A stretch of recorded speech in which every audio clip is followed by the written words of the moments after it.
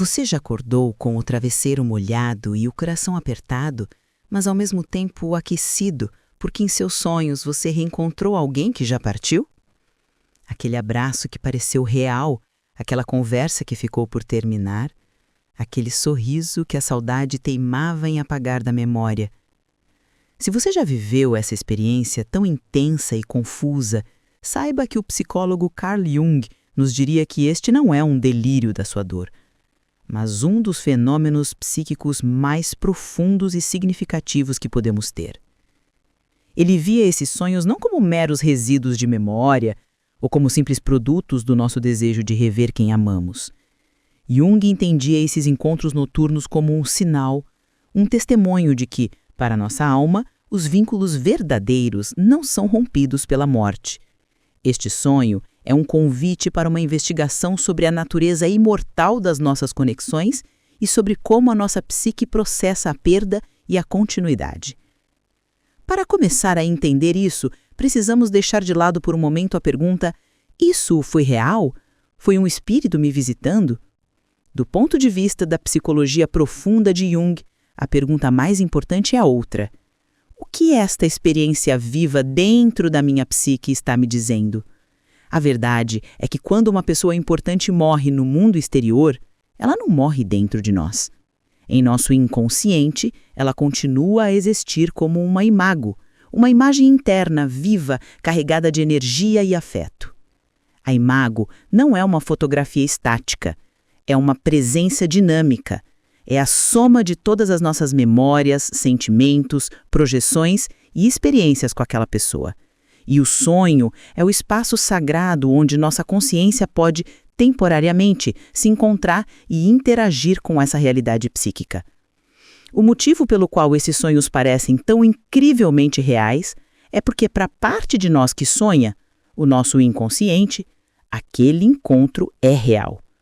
O inconsciente não opera nas mesmas regras de tempo e espaço que a nossa mente consciente. Para ele, a separação da morte não é um ponto final absoluto, como é para a nossa lógica. É por isso que, muitas vezes, a pessoa falecida aparece no sonho não como estava em seus últimos dias, mas vibrante, saudável, talvez até mais jovem. O sonho não está simplesmente lembrando do passado. Ele está interagindo com a essência atemporal daquela pessoa que vive dentro de nós, a imago em seu estado mais potente. Essa é a primeira grande chave. O sonho não é sobre a morte, é sobre a continuidade da relação em um nível psíquico. Essa continuidade não é um sinal de que não estamos elaborando o luto. Pelo contrário, faz parte dele. A psique precisa desses encontros para processar a ausência. É a forma que a nossa alma encontra de se despedir lentamente, de reorganizar o mundo interno, agora que o mundo externo mudou para sempre. O sonho oferece um espaço de transição, onde o amor não precisa ser abruptamente cortado, mas pode ser transformado. A natureza desses sonhos pode variar imensamente, e cada variação nos conta uma parte da história. Às vezes o ente querido aparece apenas para nos dar um abraço, silencioso, um olhar de paz, e a sensação que fica ao acordar é de um consolo profundo. Outras vezes, eles podem nos oferecer um conselho, nos mostrar um caminho, agindo como um guia sábio que surge das profundezas do nosso próprio inconsciente, mas que usa um rosto em quem confiamos para entregar a mensagem. E há também os sonhos mais inquietantes, onde a pessoa parece perdida, triste, ou onde um conflito antigo é revivido. Todos esses cenários são peças de um quebra-cabeça maior sobre o estado atual da nossa própria alma em relação àquela perda e ao legado que aquela pessoa deixou em nós. A dor que sentimos ao acordar de um sonho assim é talvez a evidência mais clara dessa complexa realidade. A alegria do reencontro onírico se choca com a dura realidade da ausência diurna. Esse choque agridoce é o atrito entre o mundo atemporal da alma e o mundo linear do tempo, onde a perda é sentida. Mas mesmo essa dor tem uma função. Ela nos lembra da profundidade do vínculo, da importância que aquela pessoa teve e continua a ter na arquitetura de quem somos. Portanto, quando um ente querido que partiu te visitar em sonhos, tente não descartar a experiência como apenas um sonho. Trate-a com a reverência que ela merece. É a sua psique te mostrando que o amor e a conexão são mais profundos que a matéria. É um testemunho do vínculo da alma. Mas o que determina a natureza desses encontros? Porque às vezes eles trazem uma paz imensa e em outras uma sensação de angústia? O que diferencia um sonho de consolo de um que aponta para algo não resolvido? Na segunda parte desta jornada, vamos explorar em profundidade os sonhos de consolo, as mensagens de paz e aceitação que a nossa alma nos envia para nos ajudar a curar. Na primeira parte da nossa jornada, entendemos que sonhar com quem já partiu é um diálogo profundo com o vínculo da alma, uma interação com a imagem viva que essa pessoa ocupa dentro da nossa psique. Estabelecemos que esses sonhos são um testemunho da continuidade da relação em um nível interior. Agora, vamos nos aprofundar no tipo mais curativo e bem-vindo desses encontros, os sonhos que, ao contrário da dor da perda, nos trazem uma sensação inexplicável de paz. Quase todos que vivem o luto anseiam por este tipo de sonho. É aquele em que o ente querido não aparece como estava no fim, doente ou sofrendo, mas sim em sua plenitude, saudável, sorrindo, radiante, muitas vezes mais jovem e cheio de vida. O cenário costuma ser tranquilo, às vezes num lugar bonito e iluminado que não reconhecemos. Frequentemente, poucas palavras são ditas. A comunicação acontece em um nível mais profundo, através de um olhar, de um abraço, de um gesto de carinho. Ao acordar, a saudade ainda está lá, mas ela vem acompanhada de um calor no peito, uma sensação de consolo, de que, de alguma forma, está tudo bem. Mas o que, do ponto de vista da psicologia de Jung, está realmente acontecendo aqui? Esses sonhos são a manifestação mais clara da função compensatória do inconsciente. Durante o luto, a nossa mente consciente está, compreensivelmente, focada na dor, na perda, na saudade, na finalidade da morte. Vivemos em um estado de tristeza e contração. A psique, em sua sabedoria infinita, não suporta um desequilíbrio por muito tempo. Então, o inconsciente emerge através do sonho para compensar essa dor, para trazer a mensagem do outro polo, a paz, a continuidade, a conexão, a aceitação. Esses sonhos de consolo são muitas vezes produzidos pela parte mais sábia e central da nossa psique, o arquétipo que Jung chamou de self. O self é o nosso centro ordenador, a nossa totalidade, e ele tem uma função curativa. Quando estamos feridos pelo luto, o self age como um médico interior, nos enviando esses sonhos como uma espécie de remédio para a alma, para nos lembrar que a vida continua e que o amor não se perde. Podemos observar essa função curativa em alguns cenários comuns nesses sonhos de paz. O primeiro é o sonho do eu estou bem. Nele, a pessoa que partiu aparece simplesmente para transmitir, verbalmente ou não, a mensagem de que ela está em paz. Isso é extremamente poderoso. Do ponto de vista junguiano, não se trata de uma prova sobre a vida após a morte, mas de algo talvez ainda mais importante para o sonhador. É a psique dando a si mesma a permissão para aliviar a preocupação. Muitas vezes o luto vem carregado de uma angústia sobre o sofrimento do outro. Esse sonho é a nossa própria alma criando uma imagem de paz para nos dizer: você pode soltar essa preocupação, você pode focar na sua própria cura agora. O segundo cenário é o do guia silencioso. Muitas vezes esses sonhos ocorrem quando o sonhador está passando por uma dificuldade ou uma decisão importante na sua vida. O ente querido aparece, não para dar uma solução direta, mas apenas para estar ao lado, oferecendo um apoio silencioso ou apontando para um caminho.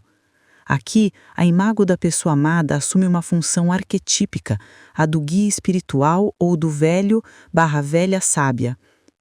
A nossa psique usa o rosto e a autoridade moral da pessoa em quem mais confiamos para nos entregar uma mensagem que vem da nossa própria intuição profunda.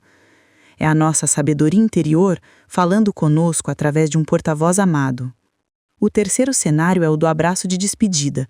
Em muitos casos, a morte é súbita ou as circunstâncias não permitem uma despedida serena. O sonho, então, oferece um espaço para que esse ritual de fechamento aconteça.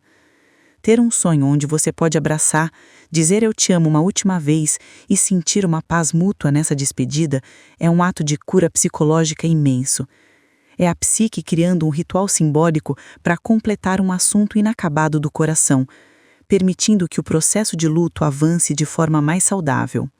É fundamental entender que esses sonhos de consolo não são uma negação da dor ou uma fuga da realidade. Pelo contrário, eles são uma parte essencial do processo de luto saudável. Eles oferecem um respiro necessário para não sermos completamente consumidos pela tristeza.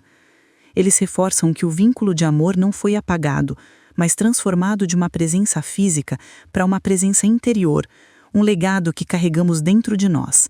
Eles nos ajudam a, lentamente, mover o foco da dor da ausência para a gratidão pela presença que um dia tivemos. Mas e quando o sonho não traz essa paz? E quando o ente querido aparece triste, zangado, perdido, ou quando o sonho é um pesadelo que nos deixa ainda mais angustiados do que antes? O que a nossa alma está tentando nos dizer nesses momentos em que o encontro onírico, em vez de curar, parece reabrir a ferida? Na terceira parte da nossa série, vamos explorar corajosamente o território dos assuntos inacabados, os sonhos que nos desafiam e nos convidam a olhar para as partes mais complexas da nossa dor, da nossa culpa e do nosso passado. Na parte anterior da nossa jornada, exploramos a beleza e a função curativa dos sonhos de consolo, aquelas mensagens de paz que nossa alma nos envia para nos ajudar a atravessar a dor do luto. Mas a psique não nos envia apenas o que é reconfortante. Às vezes, o encontro noturno com quem partiu é inquietante, confuso ou até mesmo doloroso. Acordamos com um sentimento de angústia, nos perguntando: o que isso quis dizer? É sobre esses sonhos desafiadores, os que apontam para assuntos inacabados, que vamos falar agora. A primeira e mais importante coisa a se entender sobre esses sonhos é um princípio fundamental da psicologia de Jung. O sonho é sempre sobre o sonhador. Quando um ente querido aparece em um sonho em estado de sofrimento, triste, perdido, zangado ou precisando de ajuda, a reação natural e temerosa é pensar que o espírito daquela pessoa não está em paz. Jung nos oferece uma perspectiva diferente e libertadora.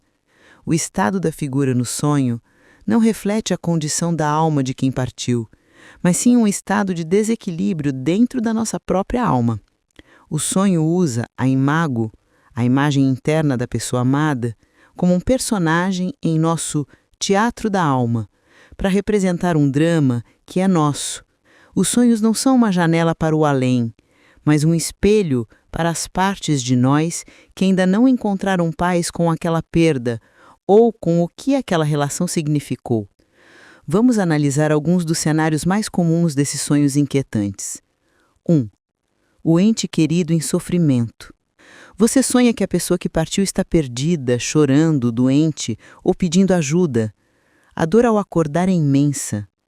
A interpretação junguiana nos diz que a figura do falecido está personificando a nossa própria dor não processada. É a nossa parte que ainda se sente perdida sem aquela pessoa. A nossa tristeza que ainda precisa ser chorada. A nossa vulnerabilidade que clama por ajuda. A psique projeta esses sentimentos na figura da pessoa amada porque a conexão com ela é a origem dessa dor. O sonho está dizendo: olhe, a parte de você que estava ligada a esta pessoa ainda está sofrendo e precisa da sua atenção e do seu cuidado. Muitas vezes, isso também está ligado a um sentimento de culpa, consciente ou não, de que eu deveria ter feito mais.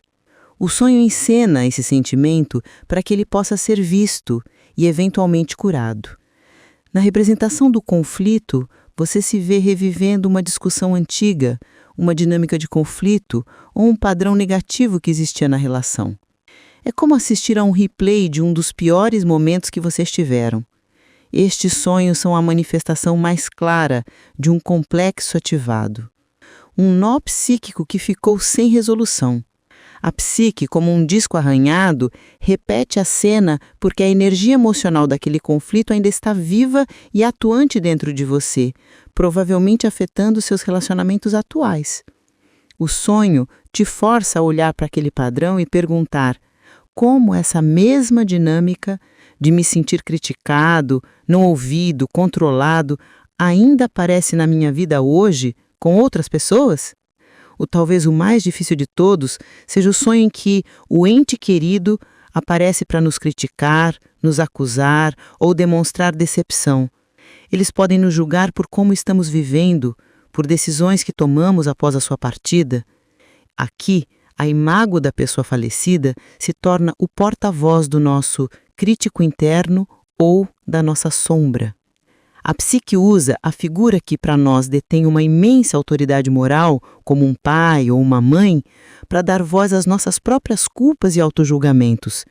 A voz que diz, você não está fazendo o suficiente, não é a do seu pai no além, mas sim a do seu complexo paterno internalizado, o seu perfeccionismo e autocrítica.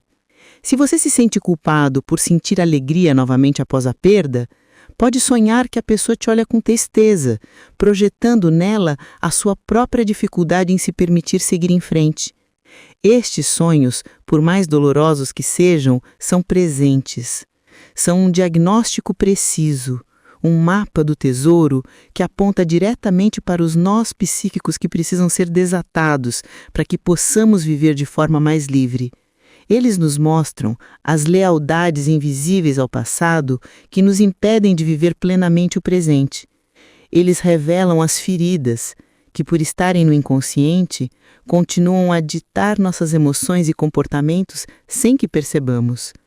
Então, depois de entendermos os sonhos de consolo, que nos dão o alívio necessário para continuar, e os sonhos que nos desafiam, que nos mostram onde o trabalho de cura precisa ser feito, qual é o propósito final de tudo isso?